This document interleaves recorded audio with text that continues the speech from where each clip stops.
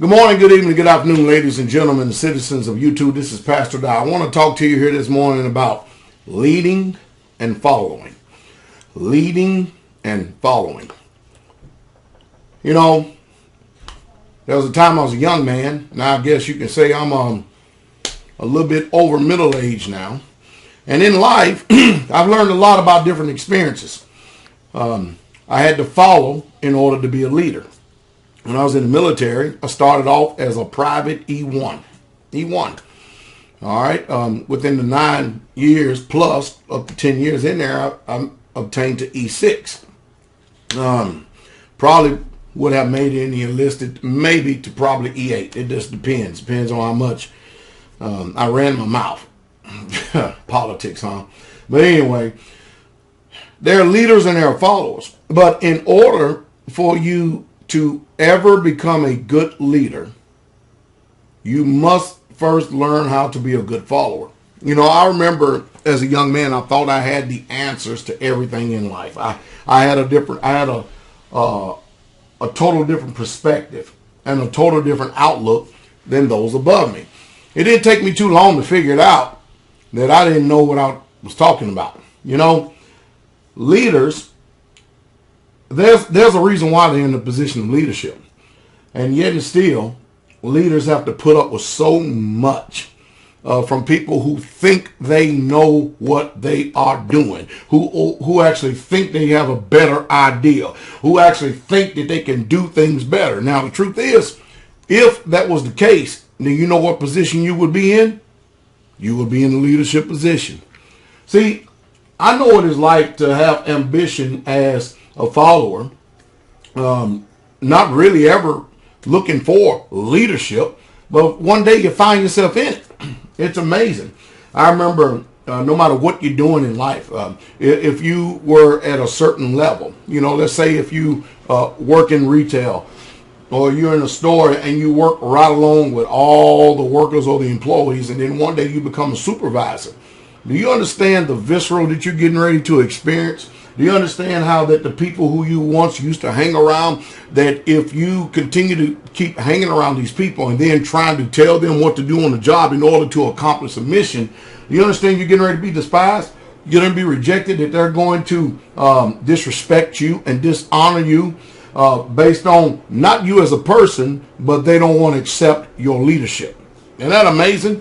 Because they believe that they ought to be there. Because remember, one time you used to kick it, used to be together. So they have an outlook and perspective that, you know what, I'm just as good as him or I'm just as good as her. I should be there and not them. But yet they're not there though, are they? They're not there. So a lot of times these people will hold secret envy. They will hold secret bitterness. They will hold any type of opposition that they can in their heart against you because you're in the position that they want to be in. You can always tell when somebody wants to be in the position that you are in because they'll do everything that they can to not support you 100%. You hear what I said?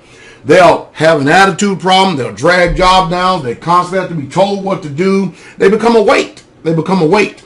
It happens in family because it's obvious that in this society right here, we've lost our way. Society try to make us think that the home and the structure of a home, in order for it to run right, there's supposed to be what you call equality all across the board, and there's no patriarchy and there's no leadership. But it's clear that the man is the head of the house. You know why? Because the woman takes on the name of the man. The man doesn't take on the name of the woman. All right, follow me? And so there's an order and structure, but feminism and everything else is trying to trump that structure. And as a result, look what we have. We have a matriarchal society where monogamy has just failed us on an unprecedented level, greater than any society in the history of mankind. We have a 70% divorce rate. You know why? Because we done taken a man out of the role of leader in the home. The husband, the father, he's the leader in the home. He is the head. Nope, now the woman wants to be the head. So we have role reversals. And this is what's going on even in leadership and following. You have the people that if they can't be the leader, even though they're in a position of following, then guess what? They're not going to follow the leader. And they'll come up with all types of ideas and ways to kick the traces.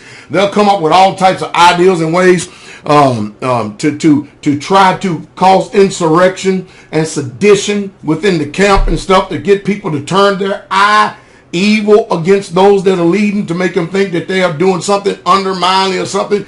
It's utterly remarkable and amazing. It really truly is. I can speak to this power and this strength having been in both positions. And I would tell you this, a lot of people who think that they really truly want to be a leader, once you get into a position of leadership, you don't want to lead. Because people are heavyweight. People are rebellious. People are stubborn. People are stiff-necked. People are rebellious. People are stout-hearted. People are obstinate. People are vindictive. People are offensive. I can go on and on and on and on with the superlatives. But I will tell you this. When there's a CEO in a company, the only people that really truly make advancements in the company is those who are behind the vision of the company. They're the ones that get promoted. They're the ones that end up not only receiving the accolades, but they receive the benefits. You know why? Because they're joined in one mind to make sure that that vision gets going. One day, chances are they may end up being the CEO, and you know what happens? The process repeats itself again. Now they're in a position of CEO. It's up to them to be able to promote and put people around them that is going to accomplish the mission at hand. Not ones that's going to hinder. Not those who, watch this, are looking for an opportunity while they eat with you, while they smile with you. They're looking for that opportunity one day to overthrow you. That's amazing, isn't it? So there is much to be desired in this world. And think about what I'm saying. If you are ever going to be a good leader, I don't care if it's in the home, a husband in a home, or a father in a house, or a leader in the military, or a leader on the job, you must first learn how to be a good follower before you can be a good leader. Because a good follower, not a rebellious follower, not an obstinate, a vindictive, a selfish, self-centered, self-absorbed person. A good follower will make an excellent leader. And you can tell. You can always tell if someone was a good follower by how they lead once they get in that position. That's just the truth. And most people, that while they may have position and title in this world, it doesn't mean that they're good leaders. And there are different types of leaders. There are aggressive leaders. There are passive leaders. I can go in all different forms of leadership and stuff, but I think y'all beginning to comprehend and understand what I'm saying. At least I hope that you are. If you are in a position where you're following, or you're in a support position right there, do everything you can to support those that are in leadership. Do everything you can, because it's hard nowadays to find someone who actually has your best interest in mind. You know, Rome, we often say it again and again, wasn't built in a day. But it takes time before Rome was built. But you know what? You have to pay attention to those who say that they're with you, and watch this, and how they build. Did you hear what I said? Because if they're not with you, then they are against you. Even though they may be looking like they're with you. It's just the truth. It's just the truth. So nobody pretty much is going to tell the CEO what to do. The CEO has advisors. He will ask questions. He will receive information that's coming to him. And then it's up to him, that's why he gets paid the big bucks, to make the informed decision from there.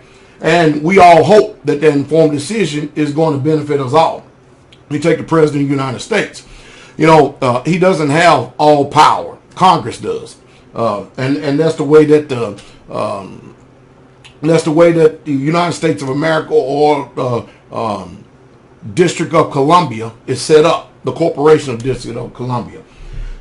Yet still, you know, he just can't just go out here. Sometimes he exercises a power by using executive orders. But that's only short-lived. And if you ever later on down the line, if you're going to want to get some benefits, let's say if you're looking to do something like health care or pass some kind of bill or something, the very people, Congress, that you really truly need their support from in order to get forth a bill that you're looking for to get passed. If you've been rogue, if you've been a hard-nosed leader, guess what? You won't garner their favor nor their support for your agenda at a later time, and them people will dig in their heels. That's the reason why you hear often a lot of times there's a lot of pork in this bill, meaning there's a lot of jelly.